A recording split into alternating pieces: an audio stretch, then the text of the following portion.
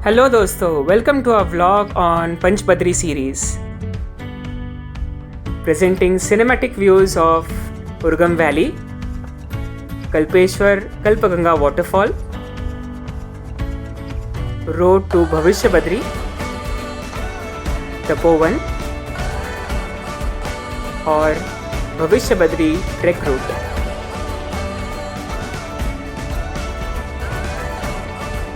हाथी पर्वत और धौली गंगा के नज़ारे, सामने नंदा देवी त्रिशूल। चलिए दोस्तों, हम चालू करते हैं आज का vlog. A very good morning from Bharki village, जो है कल्पेश्वर धाम के ऊपर बसा हुआ एक छोटा सा विलेज। पिछले व्लॉग पे आपने देखा होगा, हम ध्यान बद्री जी के क्षेत्र उर्गम विलेज में स्टे कर रहे हैं।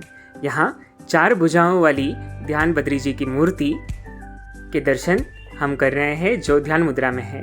उसके बाद कल्पेश्वर से हम हेलंग होते हुए हमारी जर्नी जोशीमठ की ओर कर रहे हैं। यहाँ आप देख सकते हैं अलकनंदा के अप्रतिम नज़ारे, ब्राह्मी के फूल। ये है रूट टूवर्ड्स वृद्ध बद्री। वृद्ध बद्री ये अणिमठ क्षेत्र में आता है, जो जोशीमठ से 7 किलोमीटर की पहले की दूरी पे पड़ता है। यहाँ पर देवर्षि नारद जी ने भगवान विष्णु की आराधना की।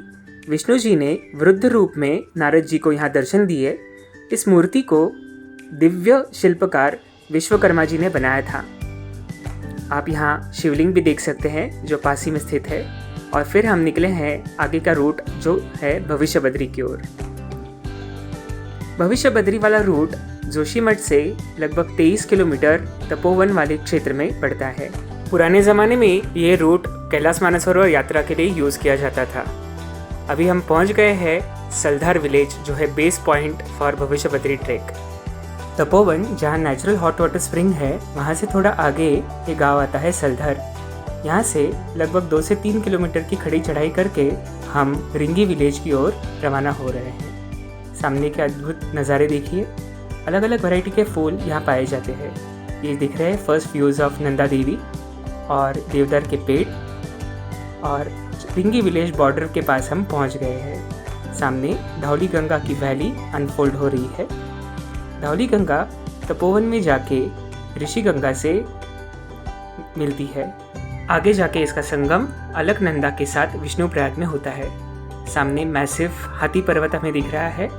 यहाँ इसकी गोद में बसा एक छोटा सा ग्राम जुआगवार हमें दिख रहा है। छोटा सा ही विलेज है, लगभग 20 से 30 घर रहेंगे। स्टेप्ड फील्ड्स है।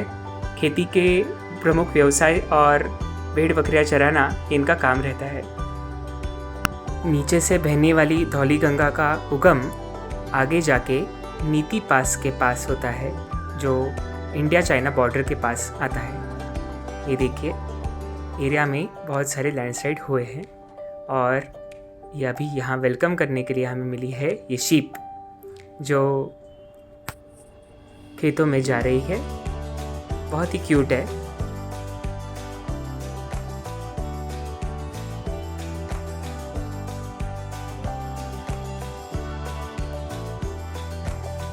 यहाँ से थोड़ा आगे अगला गांव आएगा, जो होगा सुभई गांव।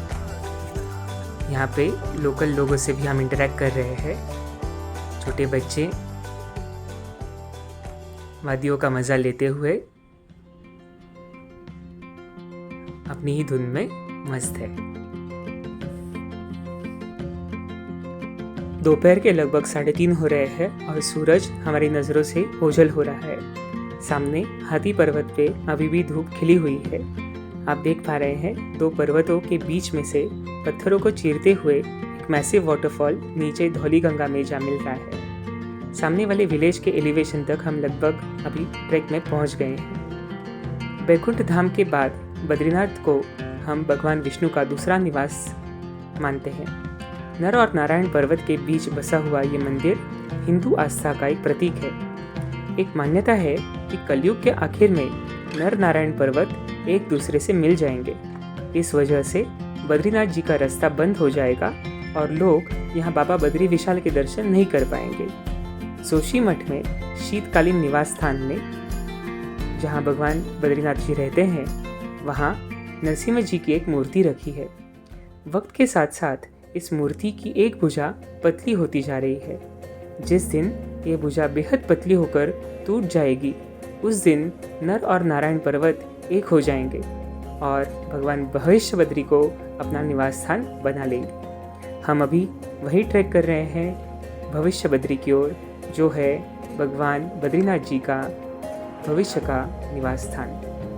उत्तराखंड में जिस तरह से 5 केदार प्रसिद्ध है, उसी तरह 5 बद्री भी है। इन 5 बद्री में ध्यान बद्री, वृद्ध बद्री, नरसिंह बद्री, भविष्य बद्री और श्री बद्रीनाथ है। इन 5 बद्री धामों का अलग अलग महत्व है। हम अभी नीचे देख पा रहे हैं रोड टुवर्ड्स नीति वैली। पथरीले रोड कट करके जो द्रोणगिरी पर्वत के पीछे आपको दिख रही है वो है नंदा देवी, सामने की ओर त्रिशूल पर्वत, और ये अनएक्सप्लोर्ड नेचुरल ब्यूटी के साथ दिख रही है वो कंप्लीट भविष्य बद्री की वैली। यहाँ सामने के पर्वत पे धूप और छांव का खेल चल रहा है। और ये देखिए भविष्य बद्री के बारे में भी उत्तराखंड टूरिज्म की ओर से यही साइन बोर्ड पे लिखा हुआ है। वैली के स्प्लेंडेड व्यूज़ को एंजॉय करते हुए हम हमारी जर्नी सुबह गांव की तरफ कंटिन्यू कर रहे हैं। और बीच में लैंडस्लाइड होने की वजह से एक छोटा रफ पैच आया है जो हम अभी पार करेंगे। हाल ही में 3 दिन लगातार बारिश हुई थी, इसीलिए यहाँ बीच बीच में रोड थोड़ी धंस गई है, बट इसमें से भी हम आगे का रूट निकाल ही लेंगे। हिमालय के पहाड़ पत्थरों से कम और मिट्टी से ज़्यादा बने हैं, इसीलिए बारिश की वजह से हमेशा लैंडस्लाइड होते रहते हैं। केदारनाथ के एरिया के कंपैरिजन में ये बद्रीनाथ वाला जो पार्ट है, वहाँ पहाड़ ज़्यादा लैंडस्लाइड के लिए प्रोन है। ये देखिए लैंडस्लाइड को पार करके हम लगभग अभी सनसेट होने वाला है, तभी सुबह गांव पहुंच गए हैं। साइन बोर्ड के हिसाब से अभी 1 किलोमीटर लिखा है भविष्य बद्री। मिट्टी के घर हमें दिख रहे हैं। हमारा ट्रैक रूट गांव की छोटी गलियों के बीच में से होते हुए आगे जाता है। हम देख पा रहे हैं गांव में सोलर चार्जिंग की फैसिलिटी है। ये डिपार्टमेंटल स्टोर गांव वालों का, विलेजर्स ने लगाए हुए डेलिया के फूल, और सामने दिख रहे हैं हाथी पर्वत पे इवनिंग सनसेट के व्यूज़। नंदा देवी पीक एकदम गोल्डन पीक दिख रहा है, बहुत अद्भुत दृश्य है ये। थोड़ी देर पहले यही नंदा देवी का पीक हमें वाइट पीक दिख रहा था, वाइट स्नो पीक से एकदम गोल्डन पीक में सडन चेंज हुआ है। बहुत ही मेस्मराइजिंग व्यू है, बहुत बढ़िया लगा।